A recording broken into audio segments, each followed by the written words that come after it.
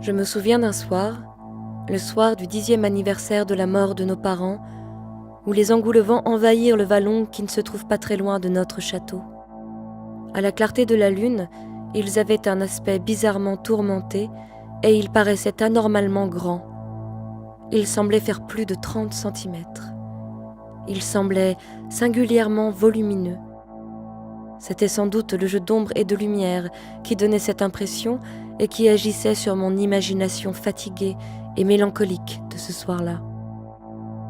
C'était le soir du 10e anniversaire de la mort de nos parents, et la journée avait été grise et triste. Vera m'affirma qu'ils étaient une taille normale. J'avais lu quelque part, sans doute dans une histoire fantastique, que les engoulevents sont des oiseaux qui viennent chercher les âmes perdues. Ce soir-là, Vera et moi écoutâmes le chant des engoulevents qui envahissait le vallon pas très loin de notre château. Un chant qui s'élevait jusqu'à un ululement en une langue que nous ne nous connaissions pas.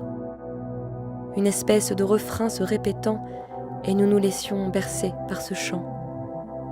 C'était comme des litanies, avec un prêtre récitant la prière et l'assemblée reprenant en chœur. Le ton allait crescendo pour exploser sur ce qui pourrait être les dernières syllabes d'une langue à nous inconnue. Tel était l'étrange chant des engoulevents ce soir-là, un chant triomphal qui éclatait dans la nuit. Nous étions, Vera et moi, dans un état cataleptique.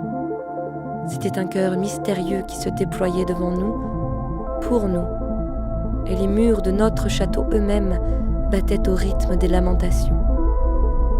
Notre château, tout entier, accompagnait ces pulsations. Nous accompagnions aussi ces pulsations, celles du chant des engoulevents, celles des murs de notre château. Nous prenions part à cette litanie, non pas passivement, mais activement, et même joyeusement. Le chant finit progressivement, doucement. Les engoulevents cessèrent leur vol, le calme se fit. Ce soir-là, Vera et moi, nous nous endormîmes très rapidement. Je crois que c'est le seul soir où je n'ai pas raconté d'histoire à Vera.